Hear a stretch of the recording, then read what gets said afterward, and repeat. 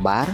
Kali ini kita akan menceritakan sebuah film tentang seorang gadis yang bekerja sebagai pengantar spesial. Dia mengantarkan apapun asalkan bayarannya setimpal, dari mulai barang ilegal, manusia, bahkan upaya pelarian. Dan dia juga tidak hanya memiliki kemampuan mengemudi yang sangat luar biasa, tapi juga hebat dalam berkelahi. Dan bagaimana keseruan ceritanya? Kita langsung saja ke alur ceritanya.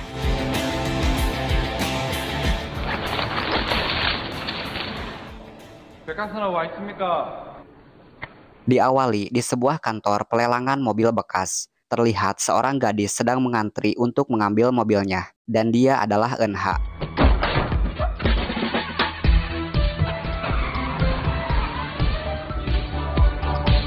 Eunha membawa mobil tersebut ke tempat kerjanya. Kemudian dia memberikan mobilnya pada seorang mekanik bernama Asip untuk diperbaiki. Eunha kemudian menemui atasannya, yaitu Mr. Baek, yang mana Mr. Baek merupakan pemilik bengkel tersebut. Selain sebagai bengkel daur ulang mobil, tempat tersebut juga mempunyai bisnis sampingan, yaitu jasa pengantaran paket khusus, yang tentunya tidak bisa diantarkan oleh jasa pengantaran paket pada umumnya. Asalkan bayarannya sesuai, paket apapun bisa diantarkan, bahkan barang ilegal ataupun upaya pelarian. Dan yang menjadi sopirnya adalah Eunha. Mr. Baek mengatakan kalau nanti malam ada paket khusus yang harus Eunha antarkan.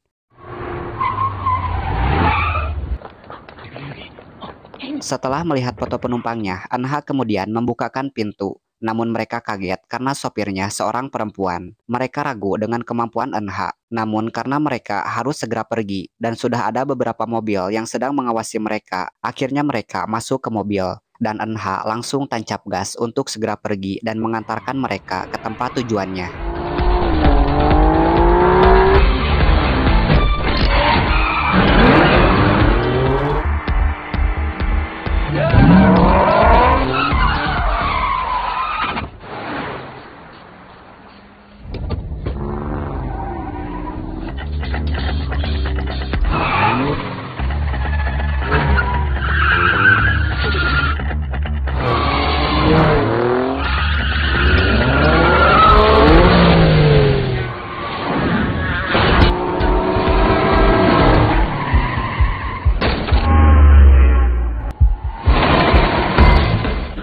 Akhirnya Eunha berhasil lolos dari mobil-mobil yang mengejarnya, dan Eunha berhasil mengantarkan kliennya ke tempat tujuan dengan selamat.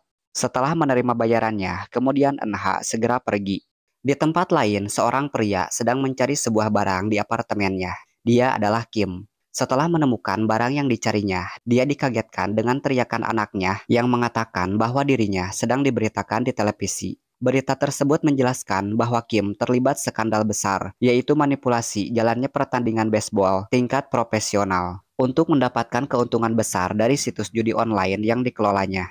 Karena kasus tersebut, Kim berencana kabur ke luar negeri bersama anaknya, yaitu Sowon. Kemudian Kim menemui seseorang yang bernama Gibang untuk mengambil dokumen palsu yang telah dipesannya agar dirinya bisa kabur ke luar negeri. Gibang mengatakan biasanya orang yang akan kabur akan tertangkap sebelum sampai ke pelabuhan atau bandara. Dari itu Gibang menyarankan agar Kim menggunakan jasa pengantaran khusus. Meskipun bayarannya sangat mahal, namun demi keselamatan dirinya dan anaknya, Kim menyetujui tawaran Gibang tersebut.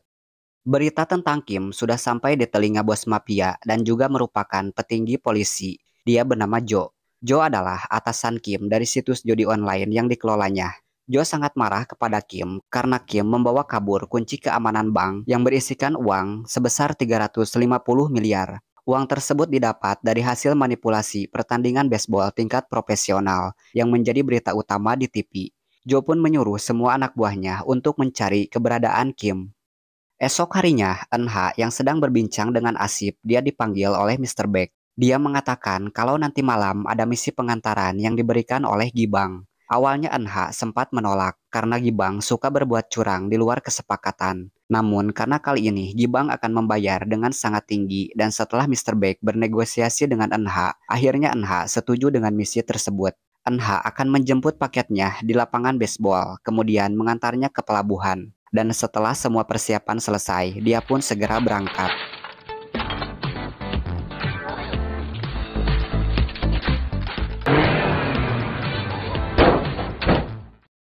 Malam harinya, Kim dan Sowon sedang bersembunyi di sebuah lapangan baseball. Tak lama terdengar suara mobil yang mendekat ke arahnya. Kim mengira itu adalah jemputan yang akan mengantarkannya ke pelabuhan, tapi ternyata itu adalah Joe dan anak buahnya. Joe mengetahui keberadaan Kim dari sinyal ponsel miliknya.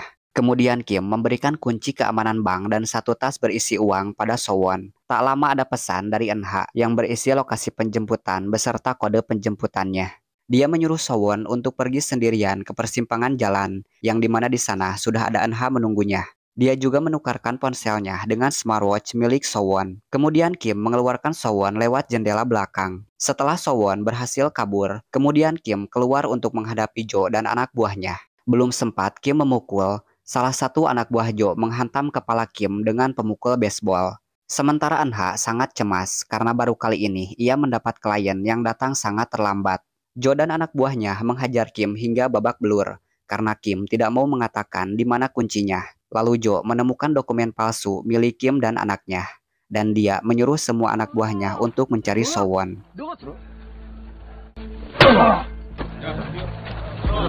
Setelah beberapa lama menunggu, akhirnya Eun-ha melihat Sowon berlari ke arahnya dengan dikejar oleh beberapa orang. Namun foto kliennya berbeda dengan wajah bocah tersebut. Sowon berteriak agar Eun-ha segera membukakan pintu, tapi Eun-ha tidak membukakan pintu mobilnya. Kemudian Sowon menyebutkan kode penjemputannya, dan Eun-ha segera membukakan pintu. Lalu dia segera pergi dari tempat tersebut.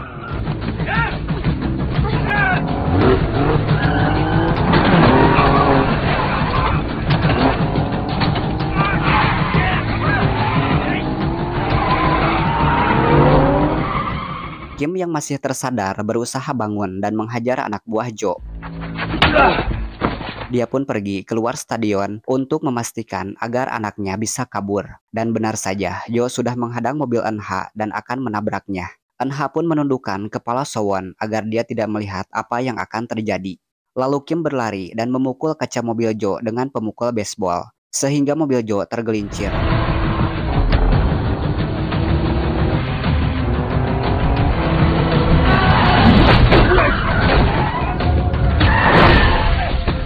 Akhirnya Eun-ha berhasil kabur dan dari kejadian tersebut Kim harus tewas.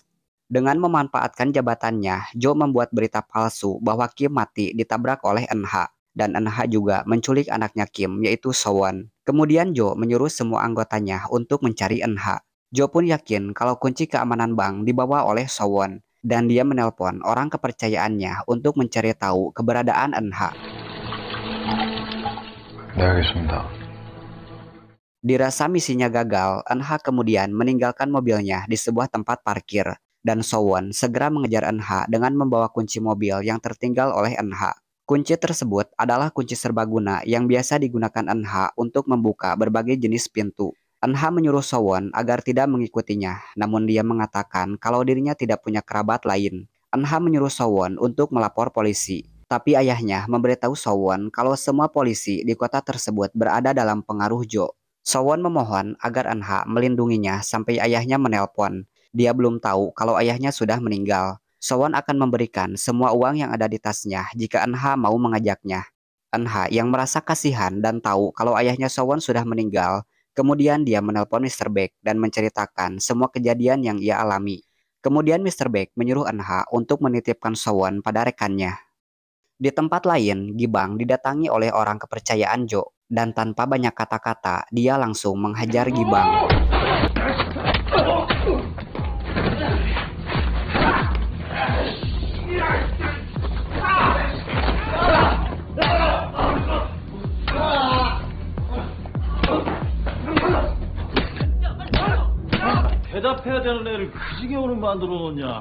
Tak lama Joe datang, dan dia mengetahui kalau yang membuat dokumen palsu untuk Kim dan Sowon adalah dirinya. Joe meminta informasi tentang siapa sopir yang membawa Sowon. Namun Gi-bang mengatakan kalau jasa pengantaran tersebut sangat sulit dilacak. Dan Gi-bang hanya mengetahui kalau mereka akan mengganti mobil jika dirasa misinya gagal. Gi-bang sama sekali tidak tahu di mana markas mereka. Eun-ha akhirnya bertemu dengan rekan Mr. Baek untuk menitipkan Sowon. Setelah meminta dia untuk menjaga Sowon, kemudian Eun-ha pergi dengan membawa tas Sowon yang berisi uang. Saat Eun-ha membuka tas tersebut, uang di dalamnya pun berhamburan. Lalu Eun-ha segera mengambilnya. Saat Eunha mengambil uangnya, dia sekilas melihat bayangan masa lalunya, yang mana itu mengingatkan dirinya yang bernasib sama dengan Sowon. Eunha juga tidak memiliki keluarga, namun beruntung dia bertemu dengan Mr. Baek yang membuatnya bisa bertahan sampai saat ini. Eunha kemudian kembali untuk membawa Sowon dan membawanya ke sebuah hotel. Namun ternyata Eunha masuk ke kamar lain yang kosong menggunakan kunci serbaguna yang selalu dia bawa dan menyambungkan telepon kamar tersebut dengan kamar yang disewanya. Lalu Eunha menyuruh Sowon untuk menunggu di kamar, sementara dia akan membeli makanan. Tidak lupa Eunha menyempatkan diri untuk membeli obeng, yang kemudian ia gunakan untuk membawa mobil di swalayan tersebut dengan dibantu kunci serbaguna yang selalu ia bawa.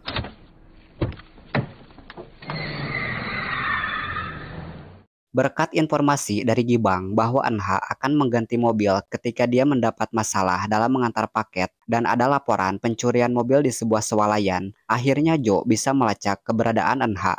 Eunha yang baru tiba di kamar hotelnya, ia mendapati Sowon sedang menangis karena mengetahui ayahnya sudah meninggal dari berita di TV. Sementara Jo dan anak buahnya sudah sampai di lobi hotel.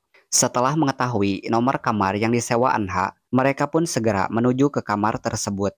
Terdengar dari dalam kamar ada suara tangisan anak kecil.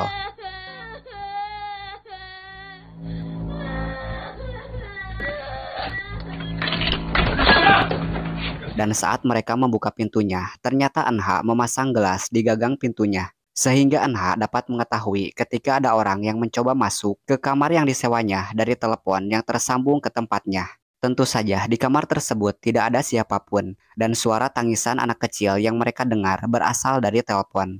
Kemudian Jo dan anak buahnya segera menyisir setiap ruangan untuk mencari Eunha dan Sowon.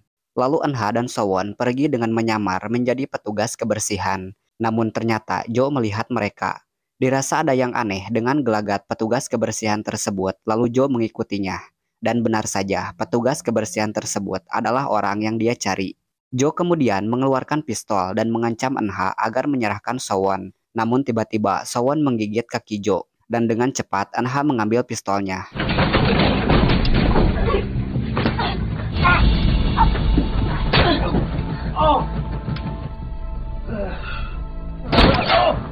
Kemudian Eunha dan Sowon segera pergi dari tempat tersebut.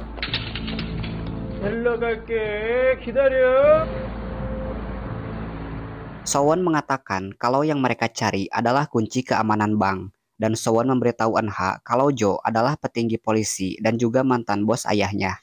Eunha kemudian mengganti mobilnya dengan cara membobol mobil yang ada di tempat parkir. Lalu dia segera pergi untuk menjauh dari kejaran Jo.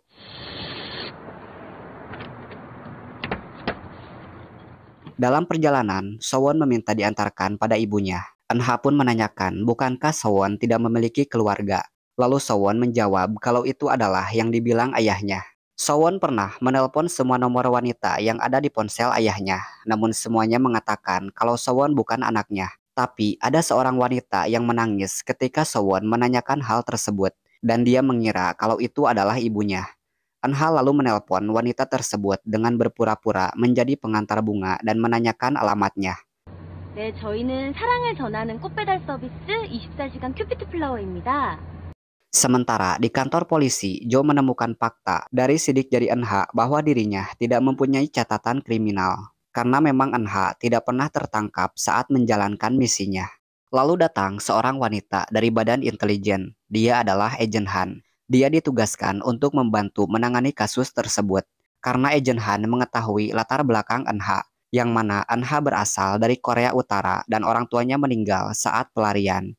Namun Agent Han tidak sepenuhnya percaya dengan apa yang dilakukan Eunha tentang pembunuhan dan penculikan anak, dan dia berencana akan mengungkap apa yang sebenarnya terjadi. Dari kerjasama kepolisian dan badan intelijen, akhirnya mereka dapat mengetahui keberadaan Eunha dari ponsel yang digunakannya. Kemudian mereka segera berangkat untuk menangkap Eunha. Jo lalu menelpon orang kepercayaannya, menyuruh dia menangkap Eunha sebelum para polisi sampai di sana. Eunha kemudian bertemu dengan wanita yang diduga ibunya Sowon, dan setelah pembicaraan yang panjang, ternyata benar dia adalah ibu kandungnya Sowon. Namun dia tidak mau repot-repot mengurus Sowon seorang diri karena tahu ayahnya Sowon telah meninggal. Dirasa tidak ada jalan keluar dari masalah tersebut, Akhirnya Eunha pergi dan mengatakan pada Sowon kalau dia bukanlah ibunya. Sowon yang tidak percaya dengan perkataan Eunha, akhirnya dia akan menelpon ibunya untuk bertemu dengan dia. Tapi Eunha merusak ponsel milik Sowon dan terjadi pertengkaran kecil di antara mereka. Namun ternyata orang kepercayaan Jo datang memukul kepala Eunha dari belakang hingga dia terjatuh. Dan seseorang yang lain membawa Sowon masuk ke mobil dan membawanya pergi. Dengan obeng yang ia miliki, Eunha bisa menjatuhkan orang tersebut.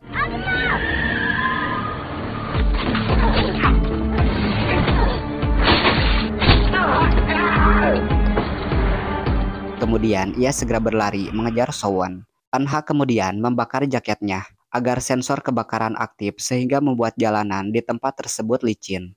Dan akhirnya mobil yang membawa Sowon tergelincir. Kesempatan tersebut dimanfaatkan Eunha untuk menghajar orang yang membawa Sowon hingga kakinya patah.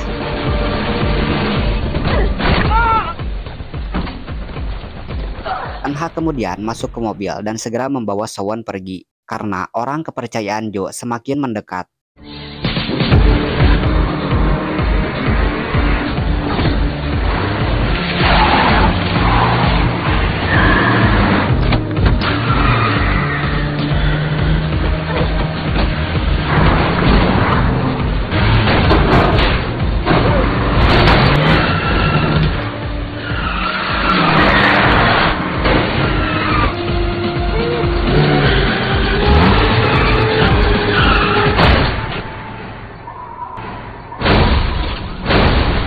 Akhirnya Eunha berhasil lolos setelah orang kepercayaan Jo terjun bebas bersama mobilnya dari atas gedung.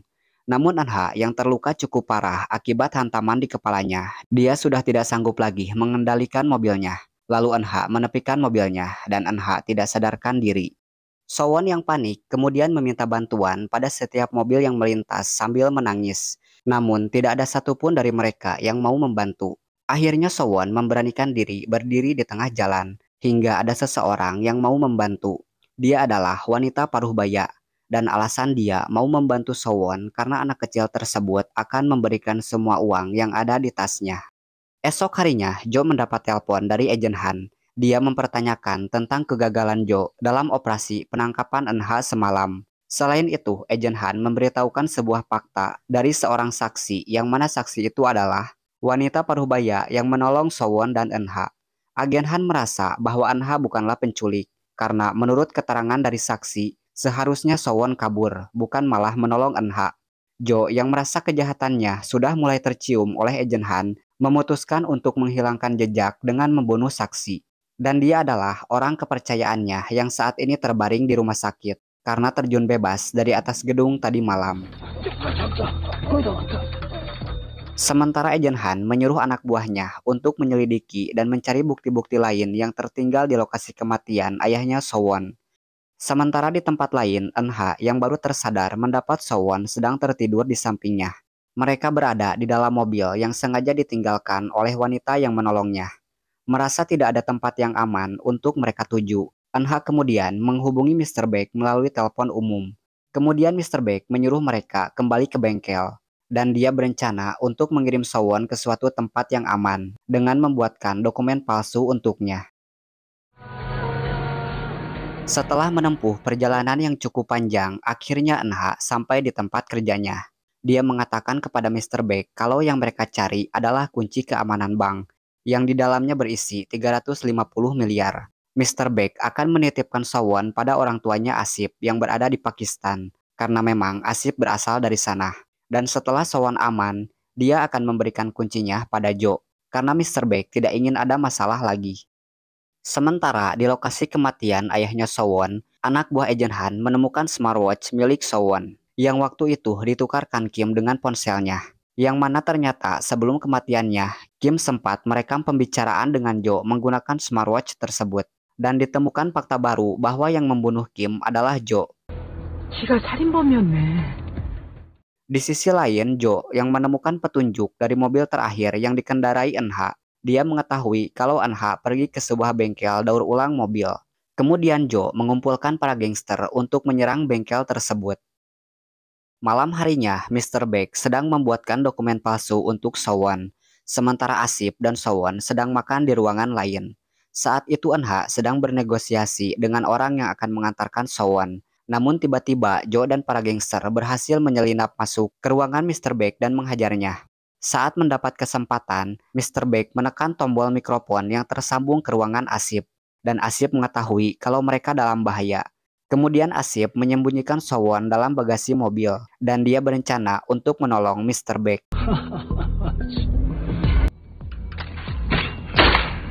내가 누군지 아나? Meskipun disiksa secara brutal, tapi Mr. Baek tidak mengatakan di mana Sowon dan kuncinya. Namun setelah anak buah Jo membawa Asip dan menyiksanya, akhirnya Mr. Baek mau mengatakan di mana kunci tersebut sambil menunjuk brankas yang ada di belakangnya. Tapi brankas tersebut hanya bisa dibuka dengan kombinasi angka dan sidik jarinya.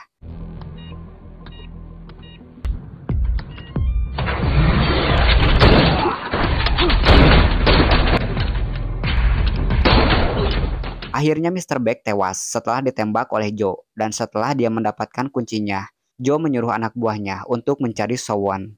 Eunha yang hampir sampai di bengkel dan dia sempat mendengar suara tembakan, lalu Eunha secara diam-diam mengintip ke ruangan Mr. Baek dari balik jendela, dan akhirnya Sowon pun ditemukan.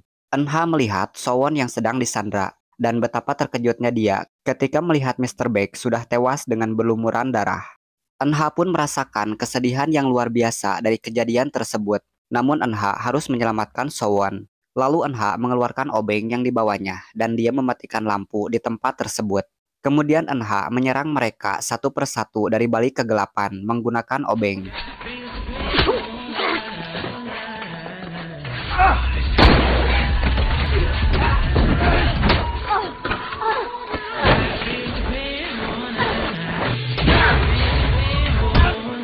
Asip dengan sekuat tenaga mencoba membantu Eunha. Kemudian dia membawa pergi Sowon dari tempat tersebut.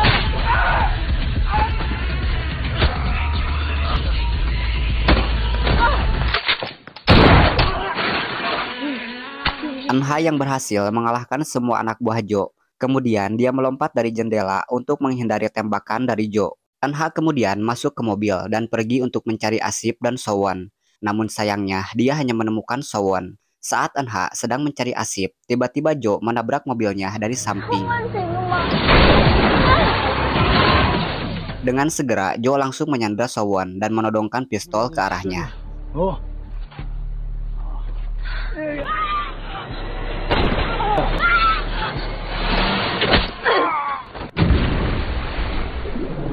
Jo pun melemparkan Sowon ke laut, dan dengan cepat Eunha menusuk Jo dengan obeng. Hingga akhirnya mereka terjatuh ke laut. Eunha berhasil mendorong Sowon ke permukaan. Namun Jo yang tidak ingin mati konyol, dia memborgol kaki Eunha ke tangannya. Agent Han dan anggota kepolisian akhirnya tiba di sana. Setelah mendapat kabar terdengar suara tembakan dari tempat tersebut, Sowon memohon agar Agent Han menyelamatkan Eunha. Namun dia tidak bisa berbuat apa-apa, dan Eunha harus mati tenggelam bersama Jo. Setelah beberapa minggu berlalu, terlihat Sowon sudah menjalani kehidupan normal layaknya anak-anak di usianya. Kini ia tinggal di panti asuhan dan memiliki banyak teman di sana. Sementara Asip juga berhasil selamat dan dia masih bekerja di tempat Mr. Baek. Suatu hari, Sowon tertinggal bis sekolah dan dia memutuskan untuk berjalan kaki menuju ke sekolahnya. Namun ternyata ada mobil yang mengikuti Sowon. Saat mobil berhenti, Sowon mendekati mobil tersebut untuk melihat siapa orang yang ada di dalamnya. Namun ternyata tidak ada siapapun di dalam mobil tersebut. Ketika Sowon melihat ke belakang mobil, ternyata Eunha sudah berdiri di sana. Rupanya Eunha berhasil selamat melepaskan borgolnya berkat kunci serbaguna yang selalu ia bawa. Dan Eunha juga kembali bekerja di bengkel daur ulang mobil menggantikan Mr. Baek. Dan film pun selesai.